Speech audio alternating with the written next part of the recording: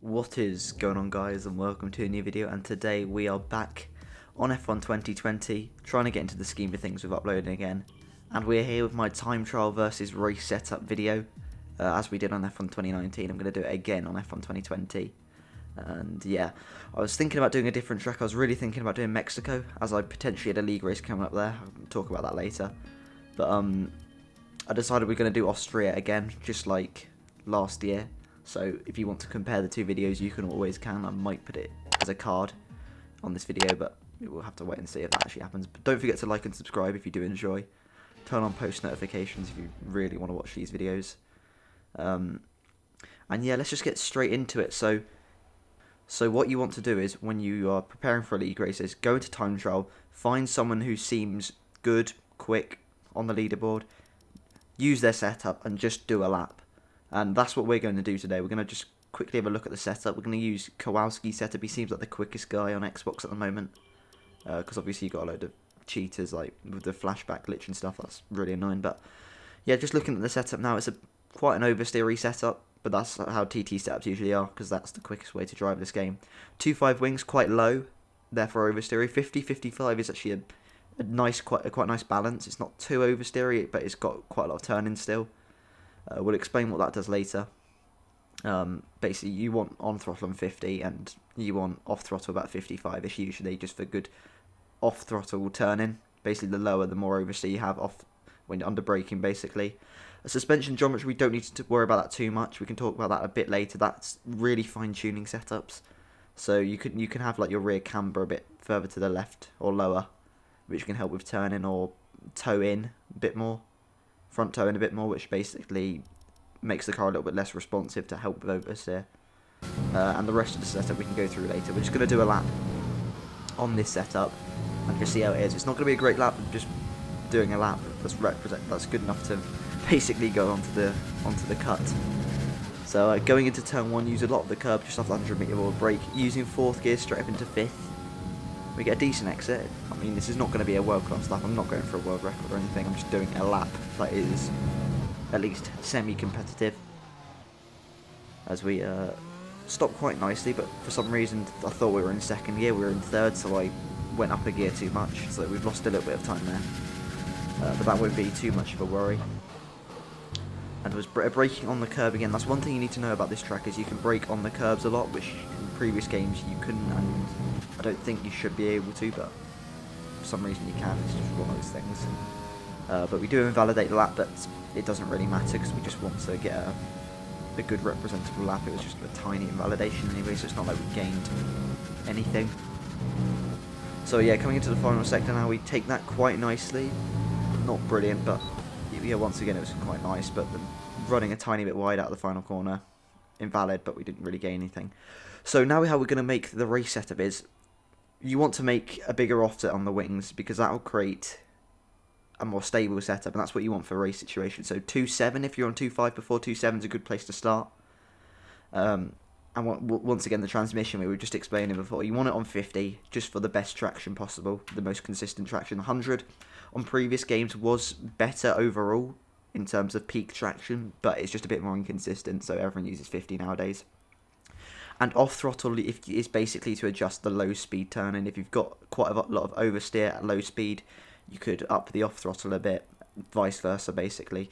So you want it around the mid 50s, maybe low 60s really. You don't want to go below 52 really %, because once you get that low, the like 1% changes the whole characteristics of the car.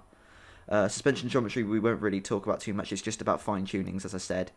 You can add a bit more toe if the car's a bit oversteer, remove camber if you want a bit more turn in, for example. But it's really not too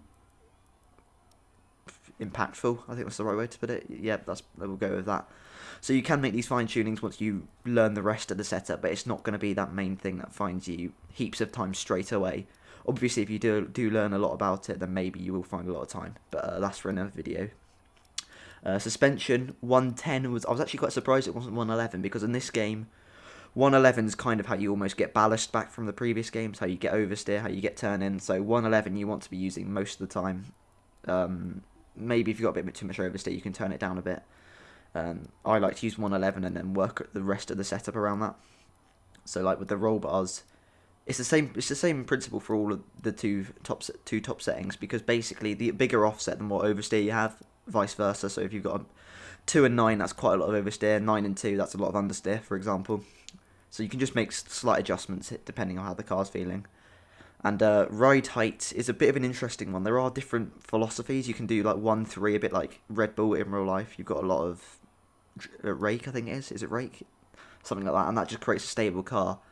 But also you can do like 6-4 ride height, for example, which in recent weeks has been found to be quite beneficial in some scenarios. Not all tracks, but some tracks it just gives you more straight line speed, and you can then afford to use less aero, for example. I wouldn't worry too much about that. I'd just use 1-3 as your starting point, really, which I believe we're going to do right now. Or we might even use 1-4 for a bit more stability if we're using 111. It's all about trial and error, and then brakes and tyres, 150, and then minimum tyre pressures for the coolest tyres and the best grip. So yeah, now we're going to do a lap on that setup, and it's not going to be as quick as the TT setup on paper, because it hasn't got as much turning, it's not quite as aggressive, so the overall lap time probably won't be quite as good, but it'll probably give you more confidence.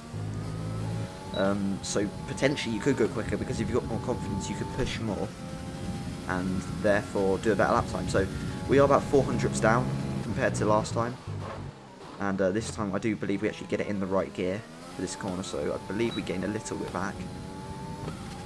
So we're about even on our lap time, so it's looking alright. It's looking like it's still a pretty decent setup in the race, in the TT, even though we are using 2 extra rear wing, a little bit less aggressive on the suspension settings, for example. And coming through here, we do understeer a little bit, but it's actually quite nice, and we do get the same validation as before, so at least it's consistent, you could say.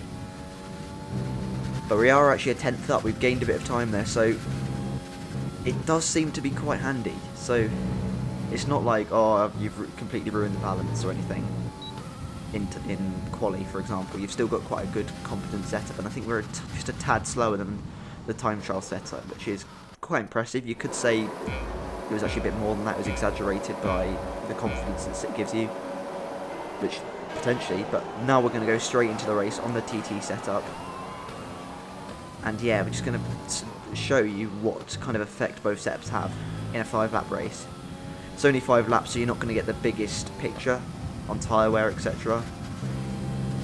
But I think it's still a good representation. So to start at lap 4, we have just done a 5.2, which isn't great. As you can see, there's quite a bit of oversteer in the setup.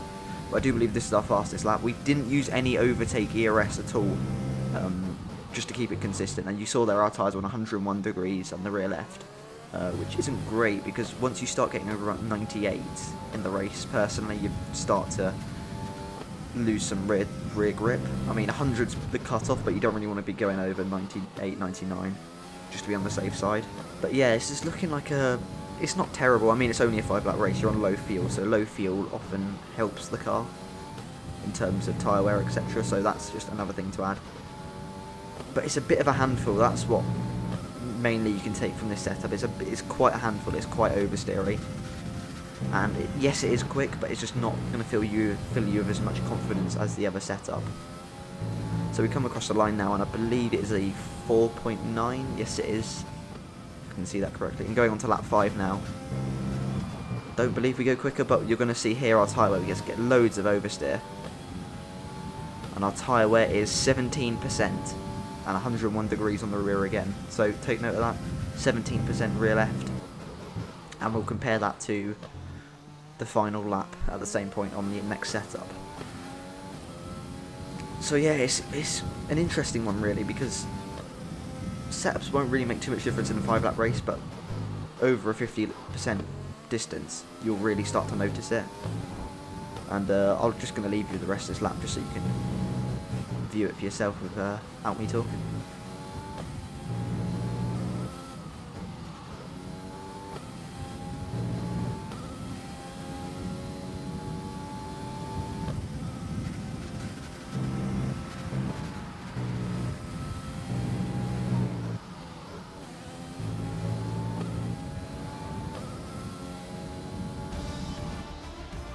So as you can see there, it wasn't great driving.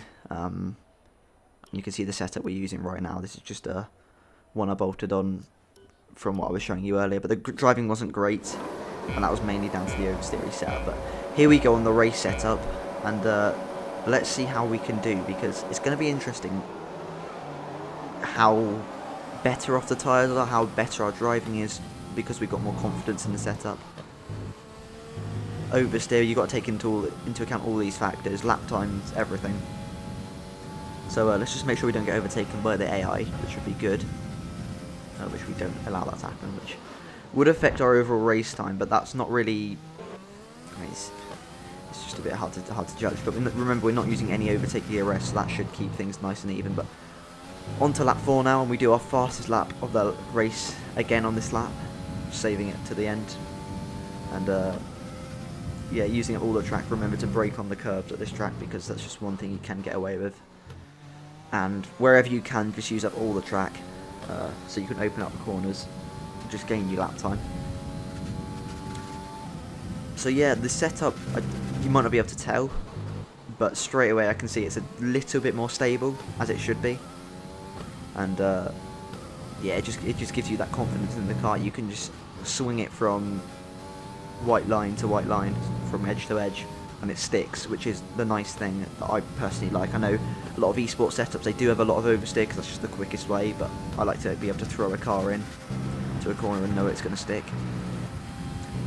And we come through the final few corners. It's very nice actually through there. It's got a lot of turn-in, it's got everything you need back end, and we do a 4.9 and actually 800ths quicker than our lap on the TT setup, so that potentially proves the tyres are in better shape. And yes, there we go, there's the proof. 14%, 3% lower in just over 4 laps, and that is quite substantial.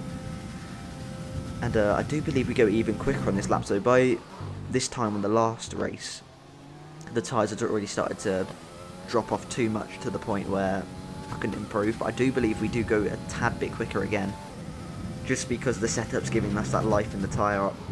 Being able to drive with less oversteer keeps the temperature out of the tyre, which might sound a bit weird, but that's what you want in this game, because you don't want heat in your tyres. Preferably you want about 92 degrees, something like that. And we are 500ths up on our lap time, so once again that's just more visual proof that the setup is working quite nicely, and we are reaping the rewards from it. So coming through the final 2 corners again, it's very nice, it turns in nicely, even with the less aggressive philosophy. And we do a 1 minute 4.8, so that's another improved lap time. So that just proves there that this setup is better straight away, and that it's going to be better in a race scenario, because you've got less tyre wear and you're going quicker.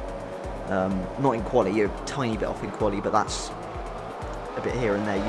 You'd want a race setup more than a quali setup, 100%.